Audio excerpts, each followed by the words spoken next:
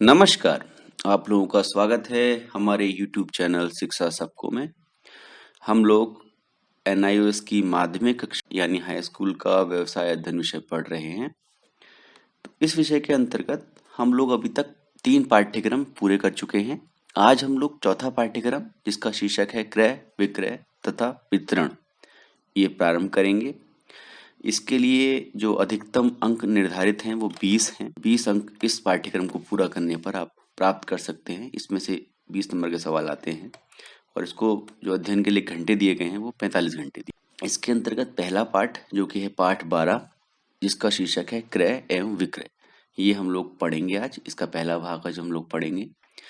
तो इसको प्रारंभ करने से पहले फिर मैं आप लोगों से एक बार अनुरोध करता हूँ कि आप लोग हमारे इस चैनल को और हमारे इस वीडियो को अपने ऐसे साथियों के साथ शेयर करें जो कि किसी भी हिंदी माध्यम के बोर्ड से पढ़ रहे हों।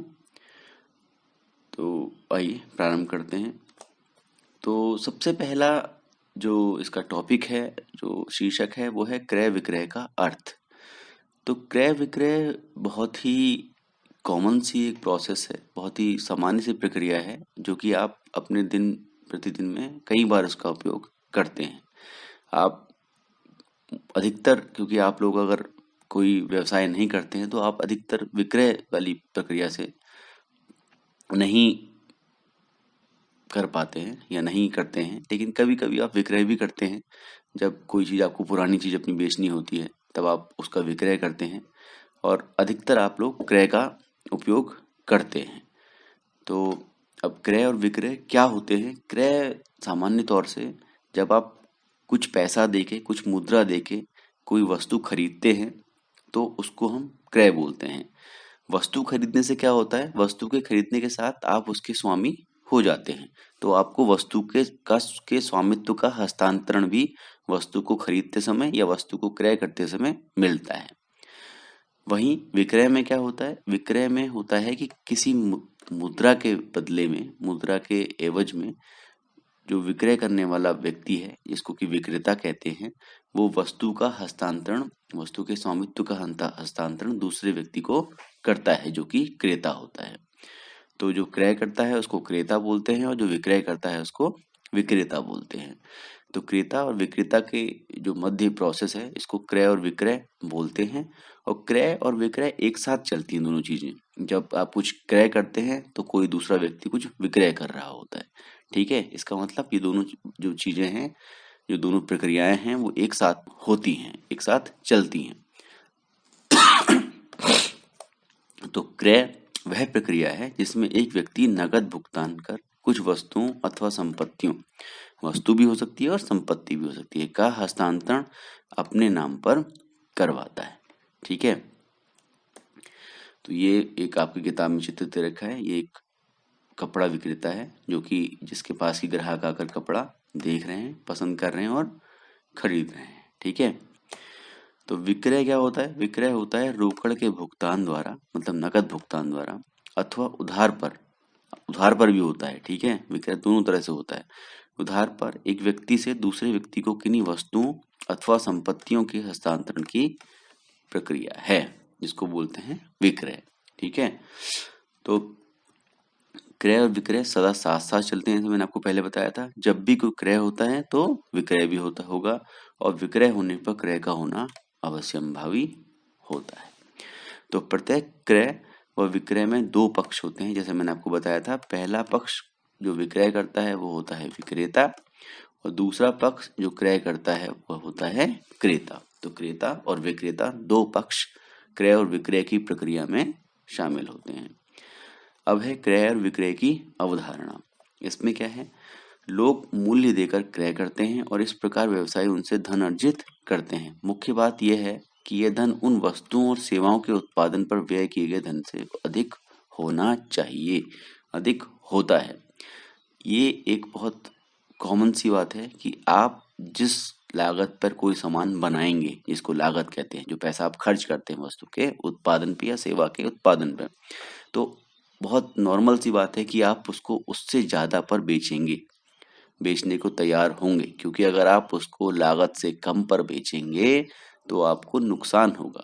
ठीक है, आपको लाभ किस स्थिति में होगा, जबकि आप जो धन अर्जित करेंगे कुछ कोई चीज विक्रय करने का, तो उस वो धन जो उन वस्तु या सेवाओं पर जो उत्पादन पर आपने व्यय किया है, जो लागत लगाई है, उससे अधिक होगा अगर, तब आपको लाभ होगा और तभी आप उस वस्तु को बेचने को तैयार होंगे, वस्तु या सेवा को। तो इसी प्रकार से एक व्यवसाय में लाभ कमाया जा सकता है। अगर वो जो धन आपने अर्जित किया है वो उत्पादन पर किए गए व्यय से अधिक है, तभी आप लाभ कमा सकते हैं। ठीक है। लाभ का जो फॉर्मूला होता है वो होता है लाभ बराबर आगम माइनस लागत। तो आगम क्या होता है? आगम वो पैसा होता है जो कि आप कमाते हैं इस वस्तु को बेचने से, वस्तु के विक्रय करने से। तो हमेशा आगम को लागत से अधिक होना चाहिए, तभी जो माइनस जो निकल के आएगा, जब घटाएंगे आप आगम में से लागत, तब कुछ पॉजिटिव यानी कि धनात्मक राशि आएगी। अन्यथा के केस में ऋणात्मक राशि आएगी, मतलब नेगेटिव साइन आएगा, तो उसका मतलब है लॉस हो रहा है, नुकसान हो रहा है। ठीक है, वो आप चाहेंगे नहीं। तो लाभ क्या होता है? लाभ व्यवसायी के लिए जोखिम उठाने का पारितोषिक है। जब भी व्यवसायी कोई व्यवसाय करता है तो वो एक जोखिम उठा रहा होता है, एक अनसर्टेनिटी का सामना करता है। हो सकता है उसका माल बिके या ना बिके, तो वो जो जोखिम उठा रहा है उसका उसको इनाम मिलता है, जो कि क्या कहलाता है? लाभ। ठीक है। इसी प्रकार से जो ये लाभ है वो उसके निवेशित पूंजी का प्रतिफल भी होता है। जैसे आप बैंक में कुछ पैसा रखते हैं, उसके प्रतिफल में आपको क्या मिलता है? ब्याज मिलता है। ठीक है। तो उसी प्रकार से जो व्यवसायी है, जो वो पैसा लगा रहा है अपने व्यवसाय में, उसका उसको प्रतिफल मिलता है लाभ के रूप में। ठीक है। अब है क्रय और विक्रय की अवधारणा के अंदर ही आगे देखते हैं। इसी प्रकार से क्रेता द्वारा क्रय करने से पूर्व निम्नलिखित बातों का ध्यान रखना आवश्यक है। कौन कौन सी बातें? क्रेता यानी कि जो माल खरीद रहा है उसको क्या क्या चीजें याद रखनी चाहिए? उसके लिए जरूरी है कि वो अपनी आवश्यकताओं का पता लगाए, केवल वो चीजें ले जो कि उसको आवश्यकता है, जिनकी की उसको आवश्यकता है। इसी प्रकार से वस्तुओं और सेवाओं की एक सूची बना ले, क्या क्या चीजें उसको लेनी हो है। ठीक है। आप भी करते होंगे ऐसा कि आपको क्या क्या सामान चाहिए, आपकी मम्मी आपके पापा आपको एक लिस्ट बना के देते होंगे कि ये सामान आपको चाहिए। ठीक है। या फिर आप खुद अगर बड़े हैं तो आप खुद भी इंडिविजुअली भी बना सकते हैं लिस्ट की, ये ताकि क्या होता है, इससे याद रहती चीजें कि आपको क्या सामान लेने हैं। इसी प्रकार से मूल्य व्यय क्षमता का आपको पता होना चाहिए। आपको पता होना चाहिए कि आप कितना मूल्य दे सकते हैं किसी वस्तु का। ठीक है। इसका आपको एक आइडिया होना चाहिए। ये आइडिया आपको आपके बजट को देखकर लगाना पड़ता है। ठीक है। कितना पैसा आपके पास उपलब्ध है व्यय करने के लिए।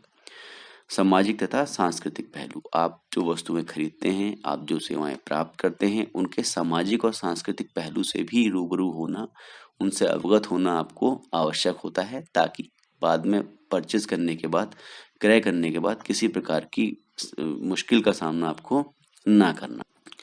इसी प्रकार से जिस प्रकार से क्रेता को कुछ चीजें याद रखनी पड़ती हैं, ध्यान रखना पड़ता है, उसी प्रकार से वस्तुओं सेवाओं को विक्रय योग्य बनाने के लिए, बेचने लायक बनाने के लिए उनके उत्पादन से पूर्व भी कुछ कार्यवाही करनी आवश्यक होती हैं। सीधे सीधे कोई भी व्यक्ति उत्पादन नहीं कर देता है, उसके लिए क्या चीजें आवश्यक होती हैं हम ये पढ़ते हैं। ये आवश्यक है कि लोगों की पसंद और आवश्यकताओं की पहचान की जाए। एक विक्रेता के लिए ये आवश्यक है कि वो पहले जाकर देखे कि लोगों को किस प्रकार की वस्तुएं पसंद हैं, उनकी आवश्यकताएं क्या हैं, और उसी के अनुसार उत्पादों और सेवाओं की परिकल्पना करे। ठीक है। परिकल्पना मतलब डिजाइन, या फिर सोचे कि किस प्रकार की वस्तुएं और सेवाएं वो बना सकता है। ठीक है।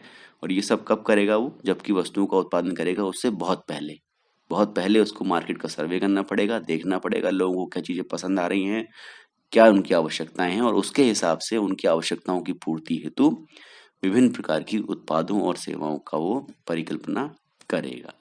यहाँ पर यह भी आवश्यक है कि उपभोक्ता सदैव अपनी क्रय की हुई वस्तु से संतुष्टि प्राप्त करे। ठीक है। इसलिए क्या होना चाहिए? उत्पाद और सेवाओं की गुणवत्ता में सतत सुधार की ओर भी उत्पादक को प्रयासरत रहना चाहिए। उसकी क्वालिटी इंप्रूव होनी चाहिए दिन ब दिन। जैसे जैसे उसका माल बिक रहा है, वो लोगों की फीडबैक ले, भाई आपको क्या पसंद आया हमारी वस्तु या सेवा में, उसके पश्चात उसी के हिसाब से अपनी जो गुणवत्ता है वस्तु और सेवाओं की उसको सुधारे। ठीक है। उत्पादक को वस्तुओं तथा सेवाओं को की सुगम उपलब्धता भी सुनिश्चित करनी चाहिए। आसानी से अवेलेबल होनी चाहिए चीजें, ठीक है। तो उत्पादकों को ये इंश्योर करना चाहिए कि लोगों को आसानी से चीजें हमारी उपलब्ध हो पा रही हैं, मतलब वो वहां तक पहुंच रहा है जहां तक कि आदमी को उसकी आवश्यकता है, ठीक है। जैसा आपने देखा होगा, आपको मैगी एक ऐसा प्रोडक्ट है जो कहीं पर भी, कहीं पहाड़ पर भी आप जाएंगे वहां पर भी मिल जाता है। तो ये किस प्रकार से संभव है? ये जो उसके उत्पादक हैं उन्होंने इंश्योर किया है, उसकी उपलब्धता सुगम कराई है ताकि वो हर जगह पर उपलब्ध है, ठीक है। अब है वस्तुओं और सेवाओं का मूल्य उपभोक्ता की पहुंच में होना चाहिए। तो वस्तुओं और सेवाएं जो होती हैं उसका जो मूल्य है वो उपभोक्ता की पहुंच में होना चाहिए, अन्यथा के केस में क्या होगा, उपभोक्ता की अगर पहुंच में नहीं होगा तो आपकी वस्तुओं और सेवाएं नहीं बिक पाएंगी, ठीक है। और आपको जो लाभ प्रत्याशित है वो नहीं हो पाएगा। इसी प्रकार से उपभोक्ताओं को उत्पाद विशेष के गुणों तथा उपयोगों की जानकारी विक्रय से पूर्व व पश्चात दोनों समय उपलब्ध करवानी चाहिए। अगर आप कोई सामान बेचते हैं, कोई उत्पाद बेचते हैं, तो आपको ये आवश्यक आपकी एक आवश्यकता है कि आप जो भोक्ता है आपका, उसको उस सामान के बारे में पूरी जो जानकारी है वो दें, उसके गुण के बारे में बताएं, क्या उसकी क्वालिटीज, कैसे उसको यूज करना है, ये भी आपको बताना चाहिए। विक्रय करने के पूर्व भी और विक्रय करने के पश्चात भी। अगर पश्चात मतलब अगर आपने माल बेच दिया है और जो क्रेता है उसको कुछ परेशानी का सामना करना पड़ रहा है, तब आप उसकी मदद उसको आपको करनी चाहिए। अब है क्रय एवं विक्रय की अवधारणा के अंतर्गत ही ये जो हमने सारी क्रियाएं पढ़ी, इनको समग्र रूप से बोलते हैं व्यवसाय का विपणन कार्य। विपणन मतलब मार्केटिंग। तो ये मार्केटिंग का जॉब है, लोगों को के लिए उत्पाद और सेवाओं को बनाना, किस प्रकार से मतलब उनकी परिकल्पना करना, ठीक है। और इसके साथ साथ फीडबैक के हिसाब से उसकी गुणवत्ता में सुधार करना, लोगों से उनकी फीडबैक लेना कि किस प्रकार का उनको वस्तु या सेवा लगी, ठीक है। ये सारा का सारा मार्केटिंग में आता है। तो विक्रय जो होता है, जो सेलिंग है, जो कि लास्ट काम है, वो एक कार्य के रूप में विपणन से थोड़ा अलग होता है, मतलब मार्केटिंग से अलग है सेलिंग, लेकिन ये मार्केटिंग का ही एक भाग होता है, ठीक है। नकद एवं उधार क्रय तथा विक्रय। अभी हमने पढ़ा था कि आदमी जो विक्रेता है वो विक्रय दोनों प्रकार से कर सकता है, पैसे नकद लेके भी और उधार में भी। अब होता ऐसा है कि आजकल बहुत ज्यादा कंपटीशन है, तो लोग अपना सामान बेचने के लिए उधार भी उपलब्ध कराते हैं। आपने देखा होगा बड़ी बड़ी सेल इस समय चल रही हैं, उन सेलों में आपको ईएमआई की सुविधा भी उपलब्ध होती है। मतलब आप इक्वेटेड मंथली इंस्टॉलमेंट्स, मतलब जो बराबर बराबर की जो महीने की जो इंस्टॉलमेंट्स हैं, किस्तें हैं, उनमें भी सामान को लेकर उनका भुगतान कर सकते हैं, ठीक है। तो क्रय तथा विक्रय नकद अथवा उधार हो सकता है। यदि क्रेता द्वारा सुपुर्दगी लेते समय ही मूल्य का भुगतान कर दिया जाता है तो ये नकद क्रय कहलाता है, ठीक है। सीधे सीधे अगर आपने पैसे दे दिए तो नकद क्रय है। यदि सुपुर्दी के समय क्रेता भुगतान करने में असमर्थ है, वो पूरा पैसा नहीं दे सकता है तथा विक्रेता से कुछ समय लेता है, जैसे 15 दिन या 30 दिन उसके लिए अनुरोध करता है, तो ये उधार क्रय कहलाता है, ठीक है ना। और ये अनुरोध तो करेगा ही, और साथ में जो विक्रेता है वो मान लेता है, ठीक है भाई हम मान लेते हैं, आपको हम ये सामान दे रहे हैं, आप इसका भुगतान हमको 15 या 30 दिन में कर दीजिएगा। तो आज का जो कंपटीशन का दौर है, प्रतिस्पर्धात्मक जो वातावरण है, उसमें विक्रेता केवल नकद विक्रय पर ही निर्भर नहीं रह सकता है। केवल अगर पर ही निर्भर वो रहेगा तो उसको जो अपेक्षित लाभ है वो नहीं होगा, क्योंकि सारा वो माल नहीं बेच पाएगा जितना माल बेचना चाहता है। तो उधार माल बेचते समय विक्रेता को क्रेता की विश्वसनीयता तथा भुगतान क्षमता को सुनिश्चित कर लेना चाहिए। मतलब जब विक्रेता उधार पे माल दे रहा है, थोड़ा सा रिस्क ले रहा है, तो उसको देख लेना चाहिए कि क्रेता कितना विश्वसनीय है, वो पैसा वापस करेगा या नहीं करेगा, उस पर भरोसा करने लायक है या नहीं है। और अगर भरोसा करने लायक है तो उसके पास उतना पैसा भविष्य में होगा या नहीं होगा कि वो भुगतान कर पाए, ठीक है। तो किसी प्रकार के विवाद से बचने के लिए क्रेता की विश्वसनीयता और भुगतान क्षमता सुनिश्चित कर लेनी चाहिए विक्रेता को। इसके पश्चात है क्रय की पद्धतियां। तो खरीदने की कुछ पद्धतियां इसमें दी गई हैं, उनके बारे में हम जानते हैं। पहली पद्धति है निरीक्षण द्वारा क्रय, दूसरी है नमूना परीक्षण द्वारा क्रय, और तीसरी है उत्पाद का ब्रांड या विवरण द्वारा क्रय। तो जो निरीक्षण द्वारा क्रय होता है सबसे कॉमन है, आप भी इसको अपने दिन प्रतिदिन में बहुत बार करते हैं।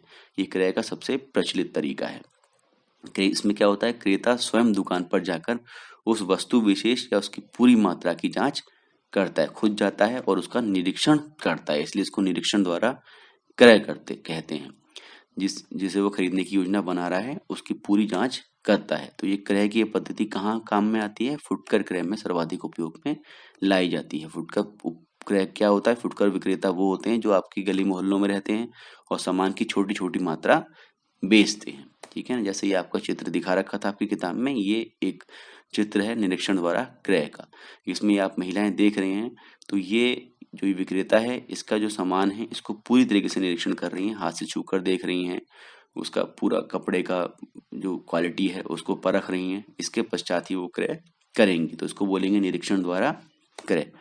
अगला है नमूना परीक्षण द्वारा क्रय। कई बार ऐसा होता है कि आपको बहुत बड़ी मात्रा में सामान खरीदना होता है, तो उसके लिए आप क्या करते हैं, उसके लिए आप विक्रेता से कुछ सैंपल मंगवाते हैं और उसको, जिसको नमूना बोलते हैं, और उसका आप परीक्षण करते हैं, उसको देखते हैं कि वो कितना फिट है, तो सही है या नहीं है, उसकी टेस्टिंग करते हैं आप। तो इस प्रकार से जब आप सामान खरीदते हैं बहुत बड़ी मात्रा में और उससे पहले उसका नमूने का परीक्षण करते हैं, इसको बोलते हैं नमूना परीक्षण द्वारा क्रय। तो बड़ी मात्रा में वस्तुओं की खरीद के लिए उपयोग में लाया जाता है। वस्तुओं के किसी भाग या नमूने का प्रतिरूप की जांच कर क्रय का निर्णय लेते हैं।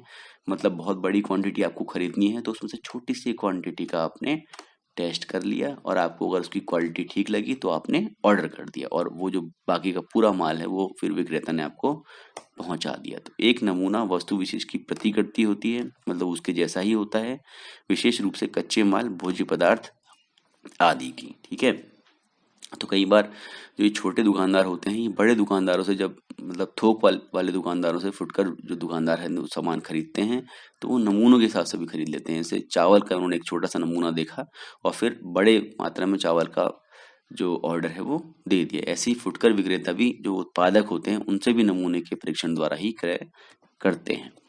तो वह प्रतिकृति जो जो सैंपल है, जो नमूना है, वो पूरे उत्पाद का प्रतिनिधित्व करती है, पूरे उत्पाद के बारे में बता देती है, उसकी गुणवत्ता, उस पूरी खेप की गुणवत्ता बताती है कि कैसा माल आने वाला। अब है उत्पाद का ब्रांड या विवरण द्वारा क्रय। इसमें क्या होता है, कुछ परिस्थितियों में विक्रेता द्वारा संभावित क्रेता को नमूना दिखाना संभव नहीं होता है। ठीक है, तो उसमें वो क्या करता है, उसमें वो उत्पाद का जो ब्रांड का एक ब्रोशर बनाता है, उसका विवरणिका बनाता है और उसको उसके पास भेजता है। जैसे फर्नीचर, जो फर्नीचर का उत्पादक है वो अपने उत्पाद के नमूने को लेकर संभावित क्रेता की खोज में नहीं घूम सकता है।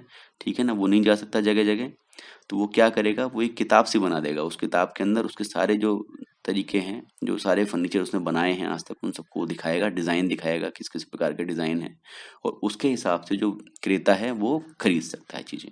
इसके बदले में अपने उत्पाद को प्रदर्शित करने वाला एक सूची पत्र या ब्रोशर जिसको बोलते हैं, वह मूल्य विवरणिका, जिसमें कि पैसा लिखा होता है, जो कि उसके द्वारा बनाए गए फर्नीचर का पूरा विवरण विस्तार से देते हैं, संभावित क्रेता को भेजता है या दिखाता है, और उसमें से ही जो क्रेता है वो पसंद कर कर अपने जो पसंद का माल है वो चुन लेता है और उसके हिसाब से वो फर्नीचर का ऑर्डर देता है और फर्नीचर वाला वो फर्नीचर तैयार कर उसको दे देता है। अब है, ये तो हमने पढ़ी क्रय की पद्धतियां कि खरीदने वाले के लिए किस किस प्रकार से क्रय कर सकता है। अब है विक्रय की विधियां, किस किस प्रकार से आदमी अपना माल बेच सकता है या सेवाएं प्राप्त कर सकता है। तो पहला है किराया क्रय पद्धति, दूसरा है आस्थगित किस्त विक्रय या विलंबित, मतलब थोड़ा देर से भुगतान जिसमें होता है। अगला है अनुमोदन पर विक्रय, फिर है निविदा के माध्यम से विक्रय, फिर है नीलामी द्वारा विक्रय, और लास्ट है निकासी विक्रय या क्लियरेंस सेल। ये बहुत पॉपुलर है आजकल, बहुत ज्यादा जगह क्लियरेंस सेल लगी हुई है। पहला है किराया क्रय पद्धति। तो इसमें क्या होता है, जब आप माल बेचते हैं तो इसमें क्या है कि किराया क्रय पद्धति द्वारा विक्रय में क्रय मूल्य का भुगतान किस्तों में किया जाता है। किसमें किया जाता है, किस्तों में। और इसकी एक खूबी ये होती है कि इसने माल जब आपको दिया तो आप माल के मालिक तुरंत नहीं बने, अभी आप क्या कर रहे हो, उसकी किस्तें चुका रहे हो उस माल की। ठीक है ना, वो किस्तें क्या है, किराए के रूप में जाती हैं। ठीक है, अक्सर ये क्या होता है, अक्सर जैसे आवास विकास के अगर आप मकान देखेंगे तो आवास विकास अपने भूखंड जो मकान बनाता है, जो घर बनाता है या प्लॉट बनाता बेचता है, उसका जो भुगतान है वो किस्तों में लेता है। ठीक है ना, और किस्तों में लेता है और उसकी आपके नाम पर उसको हस्तांतरण कब करता है, जब उसकी किस्तें सारी पूरी हो जाती हैं। पहले आप उसके मालिक नहीं होते हैं जब तक आप उसकी किस्तें दे रहे हैं, वो किराए के रूप में आप समझिए उसको। ठीक है, वो आपकी रजिस्ट्री तभी करेगा जब आपका पूरा भुगतान उसके पास आ जाएगा, ठीक है ना। लेकिन वस्तुओं के पूरे मूल्य के भुगतान तक वस्तुओं को किराए पर ही माना जाता है, उसका स्वामित्व का हस्तांतरण नहीं होता है। दूसरे शब्दों में चाहे वस्तु की सुपुर्दगी क्रेता को दे दी जाती है, लेकिन इसके स्वामित्व का अधिकार विक्रेता के पास ही रहता है और जो मूल्य उपभोक्ता द्वारा चुकाया जाता है उसे किराया माना जाता है, ठीक है। मैंने आपको एग्जाम्पल दे दिया आवास विकास वालों। आवास विकास जो सरकारी मकान जो बना के बेचता है लोगों को, आम लोगों को, वो इसी प्रकार की प्रक्रिया अपनाता है। अगला है आस्थगित किस्त विक्रय, ठीक है ना। इसमें क्या होता है, जब वस्तुएं बेच दी जाती हैं और उनके मूल्य का भुगतान किस्तों द्वारा करने का समझौता हो जाता है। जैसे आप लोग मार्केट से सामान लेते हैं और उसको ईएमआई पर लेने का आपको समझौता कर लेते हैं, ठीक है ना। तो ऐसे विक्रय को आस्थगित किस्त विक्रय कहते हैं। इस प्रकार के क्रय में यदि क्रेता किस्त का भुगतान करने में चूक जाता है तो विक्रेता उससे वस्तु वापस नहीं लेता है, क्योंकि जो वस्तु का हस्तांतरण होता है वो पहले किस्त में ही हो जाता है। पहली किस्त देने में ही आप उसके मालिक बन जाते हैं। अब वो वस्तु वापस नहीं ले सकता, क्योंकि विक्रय के समय जब पहली किस्त का भुगतान होता है तभी स्वामित्व का हस्तांतरण हो जाता है। अब आप ये सोचेंगे, जब भाई आप फिर तो आप क्या करेंगे कि आप उसका पैसा नहीं देंगे। लेकिन इस केस में क्या है कि वो जो आपका समझौता हुआ है उस समझौते को लेकर कोर्ट में जा सकता है, ठीक है। अदालत में जाके आपके खिलाफ मुकदमा कर सकता है और आपसे पैसा वसूल कर सकता है, वो भी हर्जाने के साथ, जुर्माने के साथ, ठीक है। अगला है अनुमोदन पर विक्रय। अनुमोदन बोलते हैं अप्रूवल को, मतलब सहमति को, ठीक है ना। तो अनुमोदन पर विक्रय मूलतः सशर्त बिक्री होती है। इसमें एक शर्त होती है बिक्री की, अगर माल हमें पसंद नहीं आया तो हम आपको वापस कर देंगे।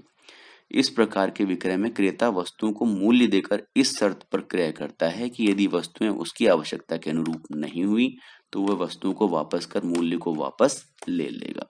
इसके लिए एक समय सीमा निश्चित की जाती है तथा पूरा माल अथवा उसका कोई भाग लौटाया जा सकता है, ठीक है। अब है निविदा के माध्यम से विक्रय। तो ये विक्रय की यह प्रणाली है जिसमें जो कि साधारणतः बड़े संगठनों, मतलब बहुत बड़ी बड़ी कंपनियों से, मेरी कंपनी है वो भी यही उपयोग में लाती है, अथवा सरकारी कार्यालयों में अपनाई जाती है, जहां बड़ी मात्रा में वस्तुओं का क्रय होता है तथा उसमें बड़ी मात्रा में पूंजी लगती है, ठीक है। इसमें क्या होता है कि जो सरकारी कार्यालय या संगठन है ये सब क्रेता का काम करते हैं और जो विक्रेता होते हैं वो निविदा प्राप्त करते हैं, उसको भरते हैं, उसमें अपना पैसा डालते हैं, कितना पैसा लगे लेंगे वो लोग उस सेवा या उत्पाद के बदले में, और फिर उसका परीक्षण करता है जो सरकारी कार्यालय निविदा आमंत्रित करता है। और जब वो देख लेता है कि सब चीज़ें ठीक हैं, फिर वो 3-4 लोग जिन्होंने निविदाएं डाली होती हैं उनके जो मूल्य हैं उनको कंपेयर करता है और जिसका मूल्य सबसे कम होता है उससे माल खरीदता है या उससे सेवा प्राप्त करता है। एक नमूना दिखा रखा है निविदा का, इसको इंग्लिश में टेंडर बोलते हैं। तो ये जो नोटिस इनवाइटिंग टेंडर है ये कुछ सर्विस के लिए है, ठीक है ना। ये appointment of service provider for sale of scraps through e auction, ये KIOCL लिमिटेड एक कंपनी है उसका है, ठीक है ना। ये निकाला हुआ टेंडर, ये कहाँ छपते हैं, ये अखबारों में आते हैं और आजकल ये वेबसाइट पर भी आते हैं, ठीक है। तो इसमें क्या होता है, निविदा में लिखित विक्रय की शर्तों के अनुसार माल की आपूर्ति करने का वचन होता है। जो निविदा होती है उसमें सारी शर्तें दी होती हैं किस किस प्रकार से माल की आपूर्ति जो विक्रेता है उसको करनी होगी, ठीक है। विक्रय की इस प्रणाली में क्रेता द्वारा निविदाएं आमंत्रित की जाती हैं। इसके प्रत्युत्तर में विभिन्न आपूर्तिकर्ता अपनी आपूर्ति की शर्तें भेजते हैं, विक्रेता अपनी आपूर्ति की शर्तें भेजते हैं। सर्वाधिक प्रतियोगी एवं अनुकूल शर्तों वाले आपूर्तिकर्ता का चयन किया जाता है और निविदाओं को आमंत्रित करने के लिए समाचार पत्रों में विज्ञापन अथवा सूचना प्रकाशित की जाती है जिसमें माल के संबंध में विस्तृत ब्यौरा दिया जाता है, जो कि मैंने आपको बताया। और फिर जब सारी निविदाएं आ जाती हैं फिर उनका परीक्षण करके निविदा का आवंटन कर दिया जाता है किसको, जो कि सबसे ज्यादा प्रतियोगी होगा, सबसे सही रेट जिसने दिए होंगे और जो सारी कंडीशंस को मानता होगा, अधिकतर कंडीशंस जिसने मानी होंगी, जो शर्तें मानी होंगी। अगला है नीलामी द्वारा विक्रय। ये भी बहुत एक प्रचलित माध्यम है। इसमें क्या होता है, इसमें जो वस्तु बेचनी होती है उसके लिए नीलामी की जाती है, उसके लिए बोली मंगाई जाती है। ये सारे लोग आप देख रहे हैं, ये नीलामी करने वाला आदमी है और ये सारे लोग नीलामी के लिए अपनी अपनी जो राशि है, जो बिड है, वो बोल रहे हैं कि हाँ भाई ये हम इतने पैसे देने को तैयार हैं, इस माल के लिए हम इतना देने को तैयार हैं, ठीक है। इसका अभिप्राय कुछ वस्तु के खुले तौर पर निश्चित तिथि व समय पर बेचने से है, जिसमें लोग बोली लगाते हैं। तो सब लोग ये बोली लगा रहे हैं जितने खड़े हैं। जो सबसे अधिक बोली लगाता है माल, उसी व्यक्ति को बेचा जाता है। इस गमले के लिए जो सबसे ज्यादा बोलेगा 1000, 2000, 5000, 6000, इस तरह बोलियां बोलते रहेंगे लोग। तो जो लास्ट में सबसे ज्यादा बड़ी बोली होगी उसी को ही वो माल दे दिया जाएगा। लेकिन यहाँ पर ये माल को प्रदर्शन किया जाएगा, इसको दिखाया जाएगा, लोग देख सकते हैं, अपना असेसमेंट कर सकते हैं कि कितने रुपए का ये मूल्य इसका होना चाहिए, और उसके हिसाब से फिर इसकी बोली लगा सकते हैं। नीलामी वस्तुओं को प्रदर्शित किया जाता है, जैसे मैंने बताया था, एक आरक्षित मूल्य रखा जाता है। शुरू में जब बोली शुरू होती है तो उसके लिए एक आरक्षित मूल्य रख देते हैं कि भाई इतने रुपए से शुरू होनी, इतना रुपए तो कम से कम आपको देना ही है। हो सकता है कि कुछ लोग उतना पैसा ना देना चाहें तो वो नीलामी स्थगित हो जाती है, माल नहीं बेचा जाता है और उससे कम पर माल नहीं बेचा जाता है। इस आरक्षित मूल्य को विक्रेता निश्चित करता है। जो विक्रेता है वो जो आदमी बिड करवा रहा था नीलामी, वो निश्चित करता है, तथा जिसे लोगों को उजागर किया जा सकता है अथवा उसे गुप्त भी रखा जा सकता है। ठीक है ना। हो सकता है कि उसको गुप्त रखें, बताए ना लोगों को, बोला ठीक है आप अपने हिसाब से शुरू करो बोली लगाना। ठीक है, अगर बोली बहुत कम आती है, उस माल तक नहीं पहुंचती, तो फिर उस समय माल वो नहीं बेचा जाता है। क्या होता है, कभी कभी एक न्यूनतम मूल्य भी रखा जाता है जिससे बोली प्रारंभ की जाती है। इससे वह न्यूनतम मूल्य भी माना जा सकता है जिससे कम कम पर माल को बेचना ही नहीं है। ठीक है ना। तो ये भी वही उसी प्रकार से ही है, जैसे एक आरक्षित मूल्य होता है, उसी प्रकार से एक न्यूनतम मूल्य भी रख सकते हैं जिससे कि कम पर बोली, मतलब बोली शुरू ही करेंगे उसी मूल्य पर बोली शुरू की जाएगी और उससे कम पर माल को नहीं बेचा जाएगा। सबसे लास्ट है निकासी विक्रय। आपने ऐसे विज्ञापन अवश्य देखे होंगे जिसमें लिखा होता है भारी निकासी, यानी कि क्लियरेंस सेल। तो क्लियरेंस सेल में क्या होता है, 70%, 80% की छूट, या इसको ग्रीष्मकालीन विक्रय या वार्षिक विक्रय भी कहते हैं। ठीक है ना। ये कुछ सीजन के जो अंत होता है, तो उस सीजन में जो कपड़े होते हैं या सामान होते हैं, उन उन सामानों को क्लियर करने के लिए, खाली करने के लिए, निकालने के लिए, निकास करने के लिए ये जो सेल है वो आयोजित की जाती है। बिक्री की व्यवस्था अधिक अथवा अनावश्यक माल को निकालने के लिए की जाती है। कुछ विक्रेता इस प्रकार की बिक्री की व्यवस्था समय समय पर करते रहते हैं, बिल्कुल करते हैं, हर अलग अलग सीजन में वो लोग करते हैं, और अधिकांश विक्रेता भारी छूट देते हैं। ठीक है। तो ये हमने पढ़ लिया पहला विक्रय तथा क्रय क्रय और विक्रय का जो पार्ट है उसका पहला भाग पढ़ लिया। दूसरा भाग हम अगले वीडियो में पढ़ेंगे। तो आप लोग को अगर कोई प्रश्न हो, जो कि आपको अक्सर नहीं होता है, अगर कोई हो तो आप लोग कमेंट सेक्शन में लिख सकते हैं। और साथ ही हमारे इस वीडियो को और हमारे इस चैनल को शेयर करने वाली बात मैं आपसे फिर कहता हूँ, एक बार फिर अनुरोध है कि आप लोग हिंदी माध्यम के बोर्ड से पढ़ने वाले अपने साथियों, अपने दोस्तों के साथ हमारे इस चैनल को और हमारे इन वीडियोस को जरूर जरूर शेयर करें। Thank you. धन्यवाद।